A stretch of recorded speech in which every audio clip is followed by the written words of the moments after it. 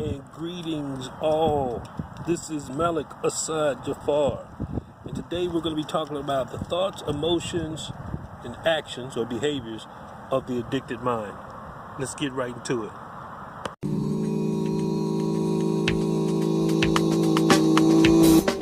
I'm the best, so do not test the top of my profession, the master of my chosen field, of that there is no question. Well, I would still love to do this video outside in the nice outdoors. There's a wonderful water image behind me. I'm in a place that I haven't been to, I think, ever since I've lived in this city. It's a lake, if you will. It's a very small lake, but it's a lake, and I thought it'd be great to come out here. But unfortunately, I wouldn't say attacked, but a damn flock of seagulls were overhead. And I don't know, maybe thought I had food. Maybe I was getting too close to, babies. I don't know, but they were quite aggressive in letting me know that they were there. So with that said, I will do some of this here inside the car. Maybe they'll fly off, I don't know. But respecting the time, of course. I would love to be more clinical in what it is that I am discussing, especially today. But I want this information to be practically applied in helping self, right? So I don't want to dumb it down, and I don't want to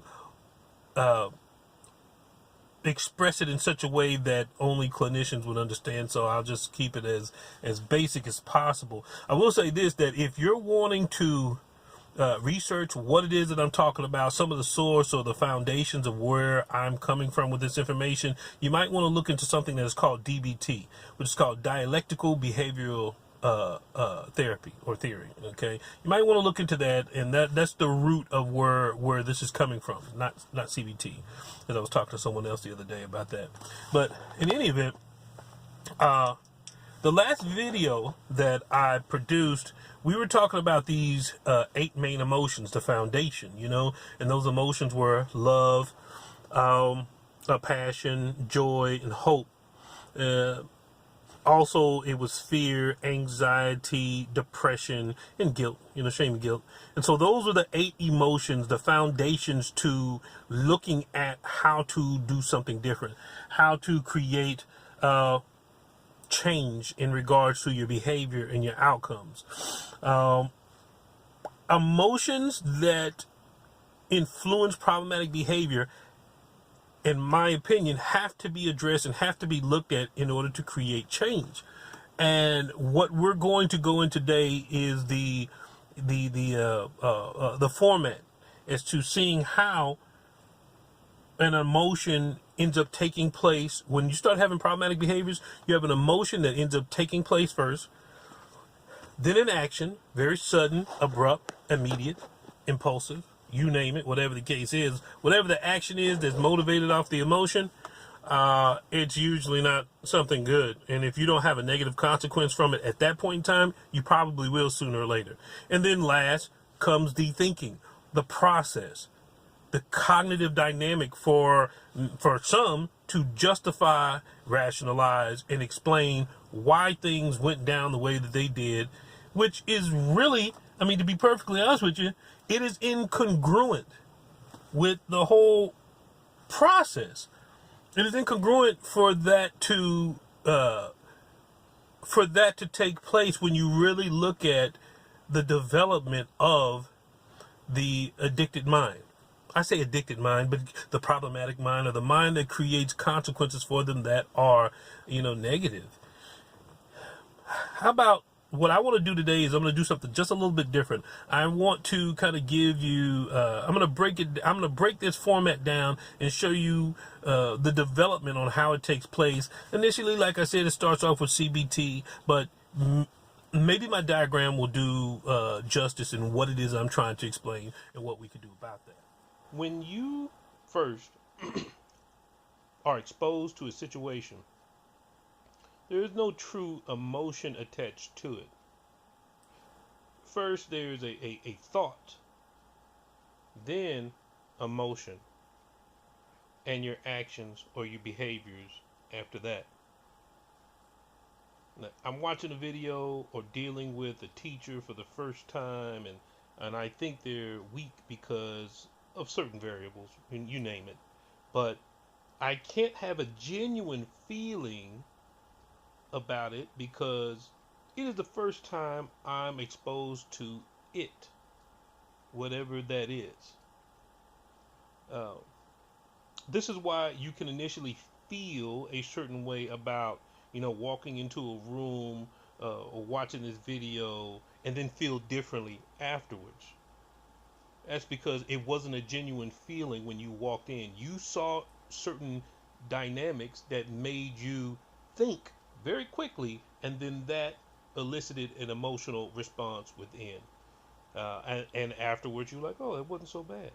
Thought motivates emotion in that regard. Now, next, if you're exposed to it a second time, you have a point of an emotional reference, a place that you have sat down and said, this is how I feel about it. You have expectations on the outcomes or what you want to take place based on the feeling that the action will give you or what you were able to get out of it before. And this can be for bad as well, because you have a person who, same difference, negative situation, they go in with an emotional reference and they have an attitude, or they're doing this and they're doing that, and it creates a bad situation, right? So it can be positive or negative. You think about the best way that you can navigate and manage in this situation to get what you want, and you act on it. Now, after time, you're doing what you're doing based on what you want to feel about the activity, not because of the thought of it, or at this stage, not the habit of it. So this is why I'm doing it. I'm doing it because I know what the outcomes are, and it's something attached to emotion. Now, in our third stage, you have what's called habit or addiction. And in this stage, you have this emotion that you have grown accustomed to getting in the outcomes. And the minute that the feeling comes, I act on it, or I act in a way that gets me the desired feeling without even thinking. And the problem is wanting it by any means and acting regardless if the outcome is negative or going to negatively impact you and others, that are in your life. The last thing that ends up taking place is someone trying to explain what happened or why it went down like it did, or what they will do differently so it won't happen again, etc., etc. But the bottom line is that no thought is placed before the action. They have become desensitized to the emotion, and they are operating off of the habit or the addiction. And so, and there it is, the format. And so some people might say, okay, so now that we've got all of that down, what are we supposed to do with this information? How does that help? How does that help me? How can I benefit from this? Well, this is when you have to sit down and you have to do, I guess, if you would, a modified timeline. And so when you do this modified timeline, what you're doing is that you are breaking down, there comes a point in time where whatever it is that you were doing or are doing at this point, regardless of whatever the case is, that is problematic, there was a payoff. There was a positive emotion that ended up taking place with what it was that you were doing. And it came a point in time that it no longer became beneficial for you. It no longer became pleasurable. It no longer gave the outcomes that you once wanted, and yet you keep doing it and you don't even know why.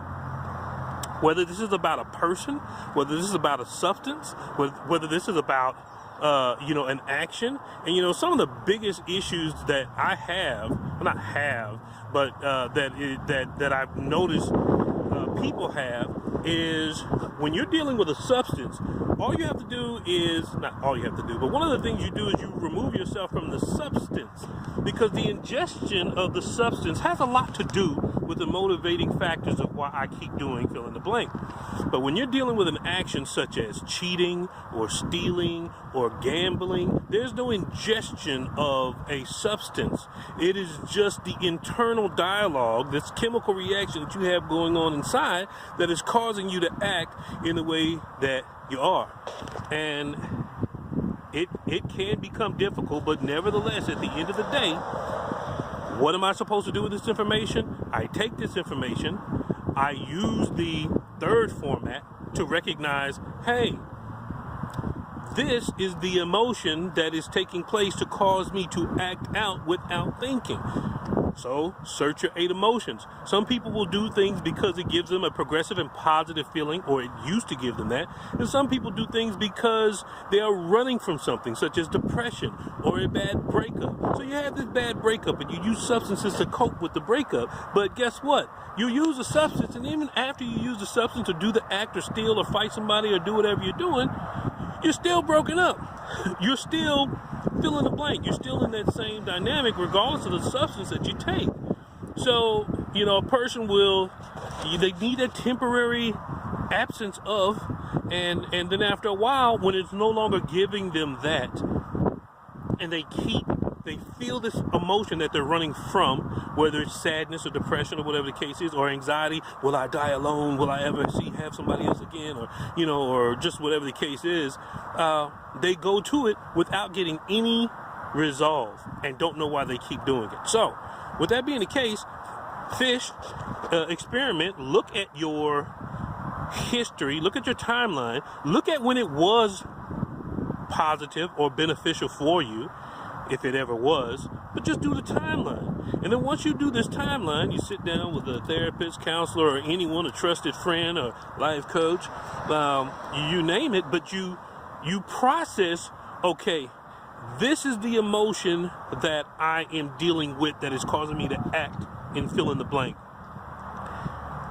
I need this emotion, the opposite emotion, I need that to counter what I'm actually or was actually dealing with, and there are some actions that have to take place in order for me to receive this particular emotion, all right, which will probably be the next video that we deal with.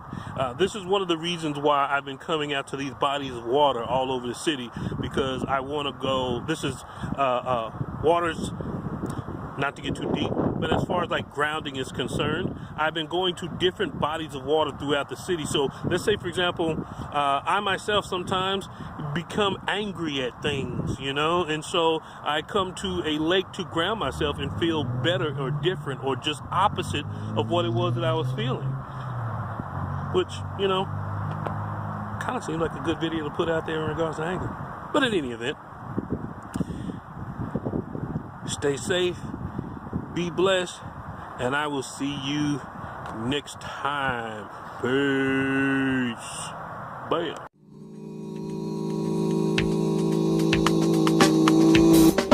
I'm the best, so do not test the top of my profession. The master of my chosen field, of that there is no question.